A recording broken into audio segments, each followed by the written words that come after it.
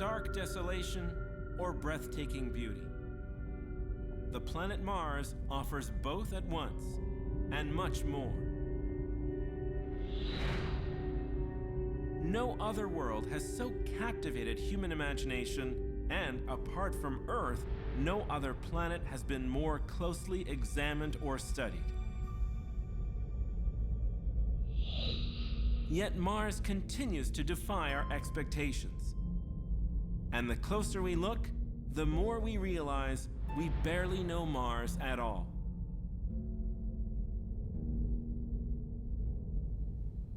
The act of exploring another world is a plunge into the unknown. But Mars is different. So many spacecraft have been sent there that by now its major features are as familiar to scientists as the continents of the Earth. Today, the real unknowns on Mars are found at a smaller scale, a human scale, and exploring them takes a keen eye for detail.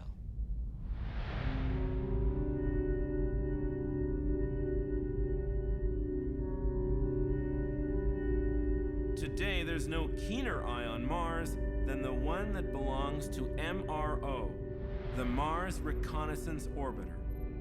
Like a great bird scanning for prey, MRO soars over Mars with its solar panels outstretched, using the most powerful camera ever sent to another world to peer down at the alien terrain passing below.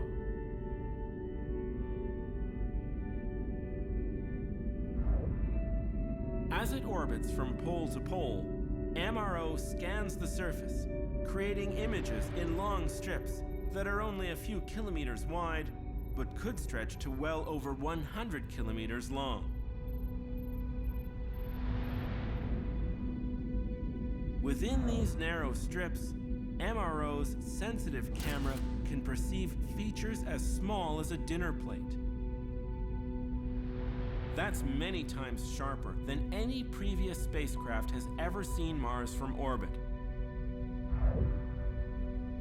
And it means that MRO is the first orbiter with the power to connect the Mars we see from space with the Mars we wish to explore on the surface.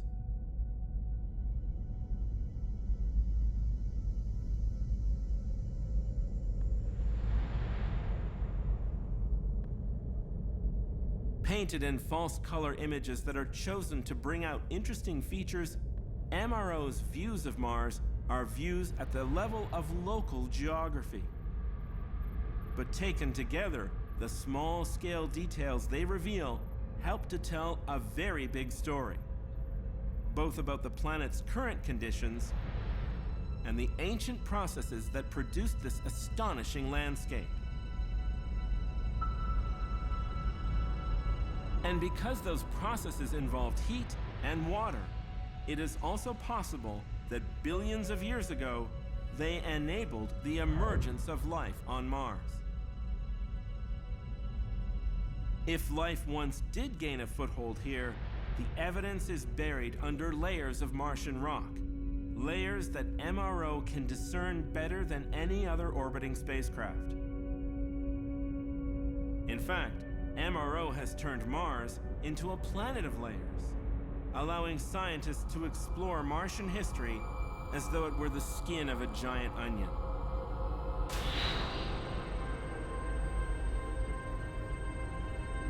MRO has also shown Mars to be a planet sculpted by wind, where fine-grained dust can form vast fields of dunes that gradually migrate across the planet.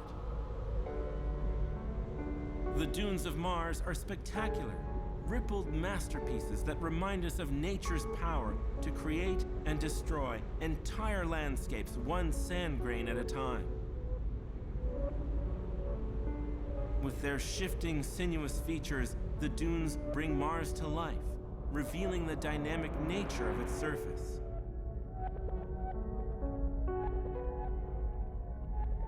But the wind can also create phenomena that are much more fleeting. In many regions of Mars, MRO has found dark streaks crossing the plains, like scribble marks from a giant pen. These are the tracks left by dust devils, wispy whirlwinds that traipse across the surface like miniature tornadoes, scouring the rock clean of dust as they go.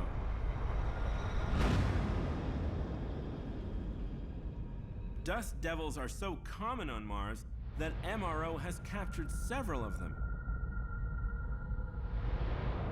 Here, one twists serpent-like above the plane, casting a long shadow that reveals the dust devil is nearly a kilometer high.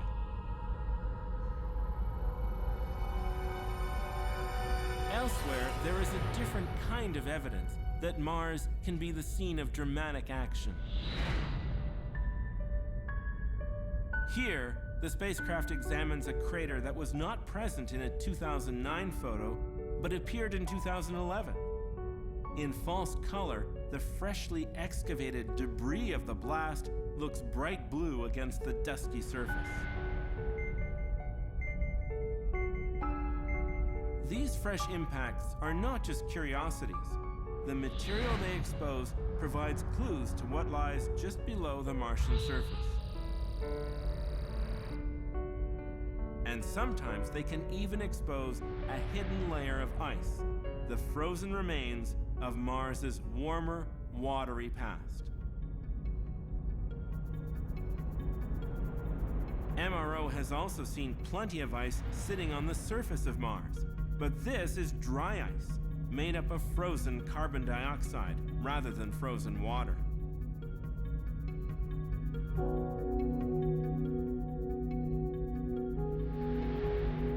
As it comes and goes with the seasons, the dry ice can take on a fascinating diversity of forms, sometimes appearing as though painted on the Martian surface by an artist with a flair for the improbable.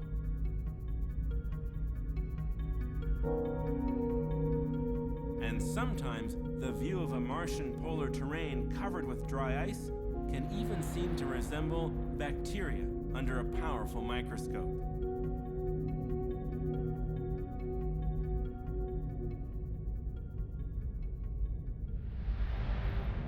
So powerful is the eagle eye of MRO that it has even been used as a telescope to look up at the two moons of Mars, Phobos and Deimos, as they orbit high overhead. These moons may someday serve as outposts, where human astronauts arrive before descending to explore interesting sights on the planet below.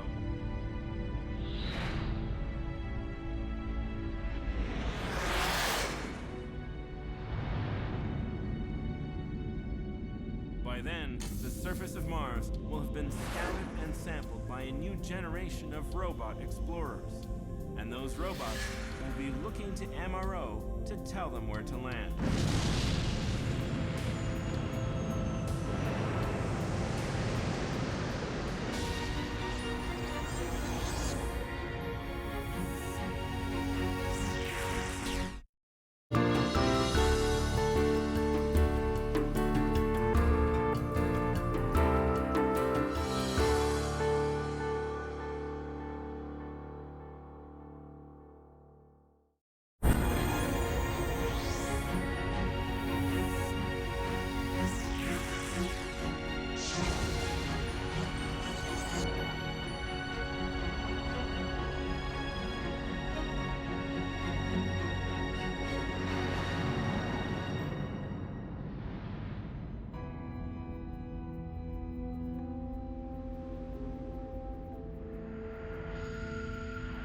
On the smooth slopes of Pavonis Mons, a giant Martian volcano, the Mars Reconnaissance Orbiter makes a startling discovery.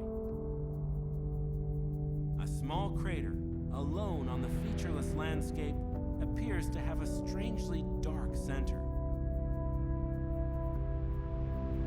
Looking more closely, MRO finds that what seems like a crater is really a natural skylight, where part of a volcanic formation has collapsed, exposing a hidden cave below.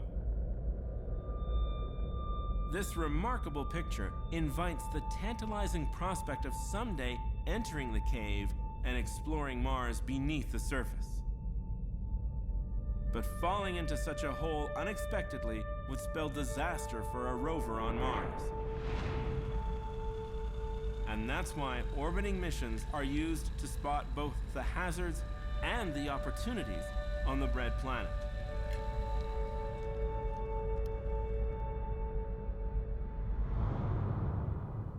When it comes to Mars, every orbiting spacecraft has two jobs. The first is to explore the entire planet from above, gathering the clues that researchers need to put together the story of the Red Planet on a global scale. The second job is to pave the way for exploration on the surface of Mars by finding the perfect place to land. With its high-powered view of the surface, MRO has played a key role in the planning of missions to land on Mars, offering more information about potential landing sites than once was ever thought possible.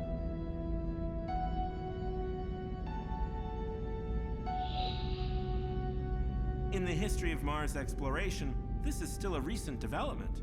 In fact, two of the best-known Mars explorers, NASA's Spirit and Opportunity rovers, had already been working on the surface for years before MRO arrived.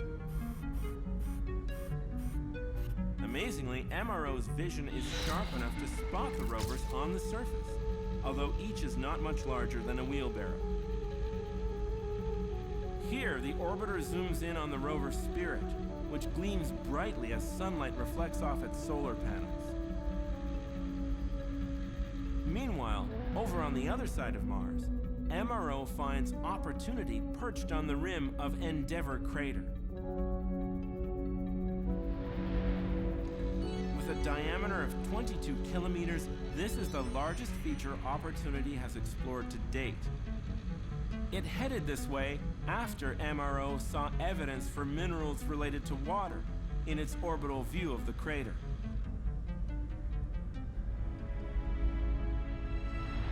Soon after MRO reached Mars in 2006, it had its first assignment helping a surface mission find the best landing site.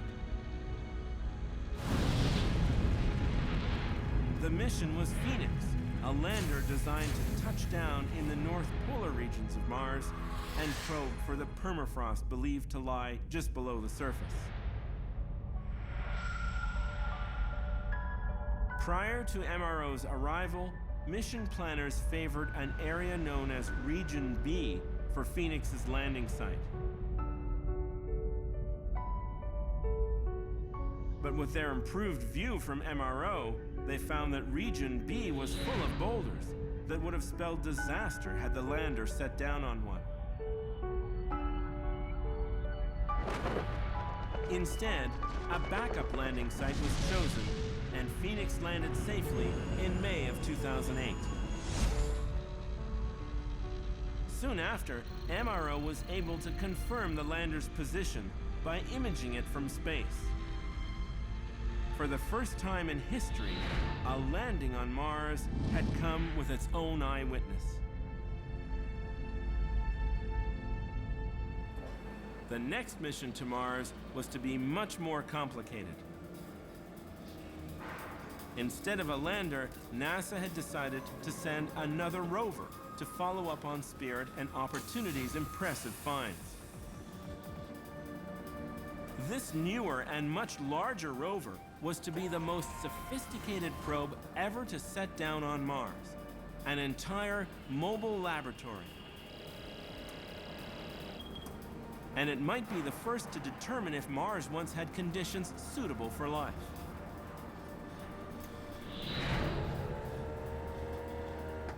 And with only one rover to land, there would be no second chances. MRO set about scouring the planet, helping pinpoint geologically interesting locations.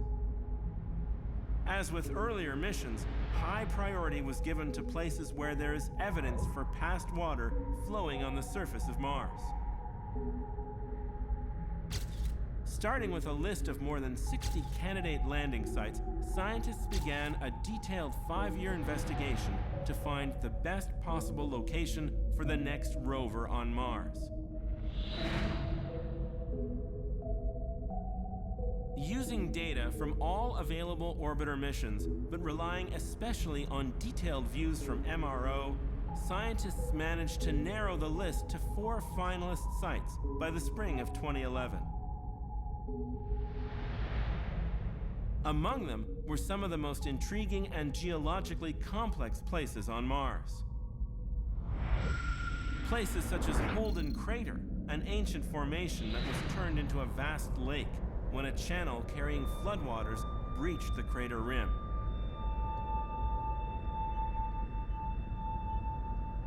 Just north of Holden is another candidate site, Eberswald Crater.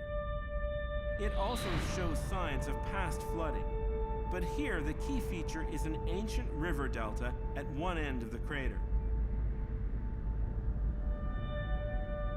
A very different kind of landing site presents itself at Marth Vallis. Billions of years ago, this channel drained a torrent of water from the Martian highlands in the south to the low-lying northern plains. All 3 of these sites show terrific potential for uncovering the history of water on Mars. But in the end, scientists chose a 4th site, a site that combines some of the most attractive features of all the others in one location, and adds a mysterious mountain that could unlock the secrets of ancient Mars.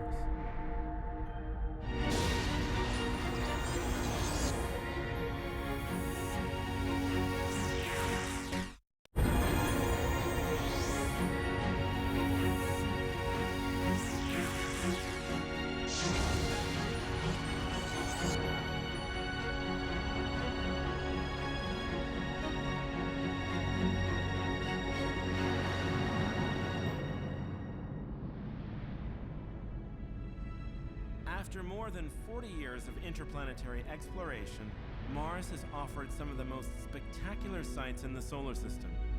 From huge volcanoes, to deep chasms, to the beautifully sculpted layers of ice and dust that cover the Martian poles. But among its many diverse and intriguing features, there is nothing on Mars that looks quite like this.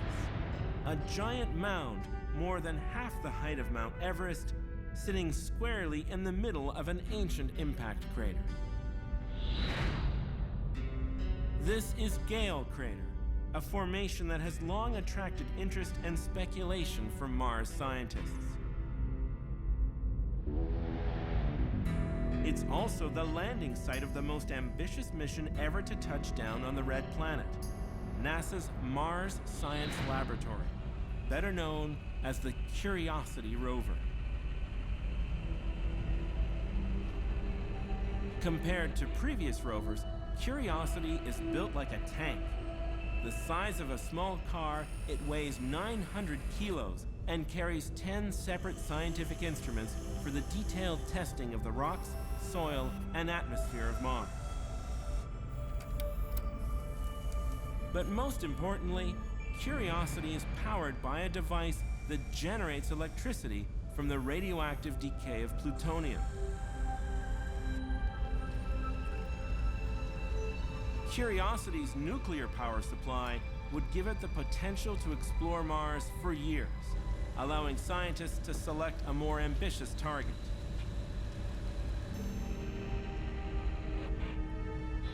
And few features on Mars are as scientifically interesting as the mountain in Gale Crater.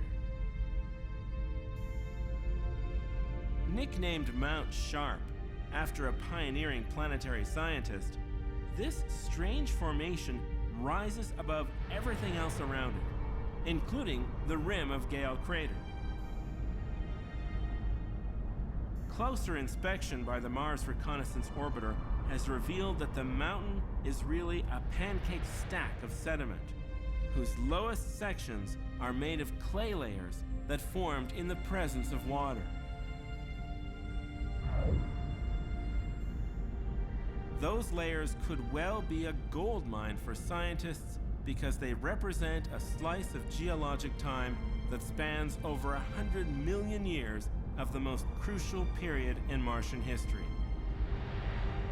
A time when Mars may have shifted from a habitable planet to a frozen desert. By July of 2011, Curiosity's fate was sealed. NASA announced that their new rover was destined to become a mountain climber. 3, 2, The rover would be sent to Gale Crater. and liftoff.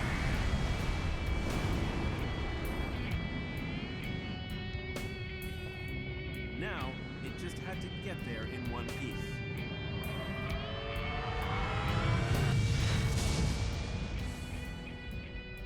After years of planning and an 8-month journey from Earth, the moment of truth arrived on the night of August 5th, 2012. Nested safely in its protective capsule, Curiosity jettisoned its cruise stage and, drawn by the planet's gravity, began its terrifying plunge. Soon, friction with the thin Martian atmosphere began heating up the front of the capsule to a peak temperature of over 2,000 degrees Celsius.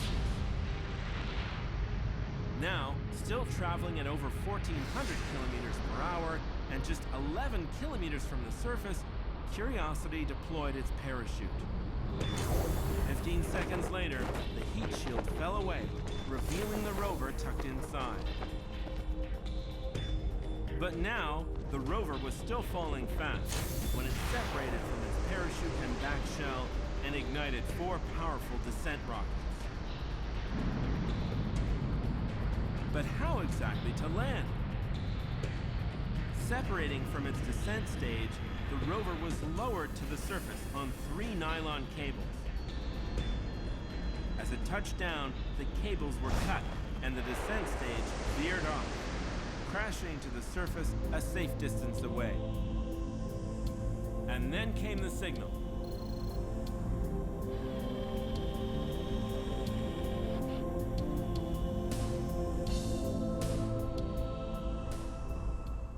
Curiosity is the 7th mission to land successfully on Mars, but it's different from all its predecessors in a crucial way. It is the first Mars mission to combine the mobility of a rover and the scale and complexity of a field laboratory with the potential for operating for years on the planet's surface. That combination will change our understanding of Mars forever.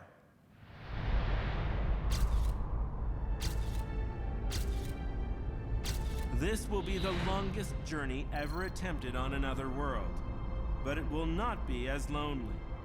As Curiosity begins its epic trek across the surface, it will be watched from above by MRO, the eagle eye that has become part of day-to-day life on Mars, even as we look for signs of life in the past.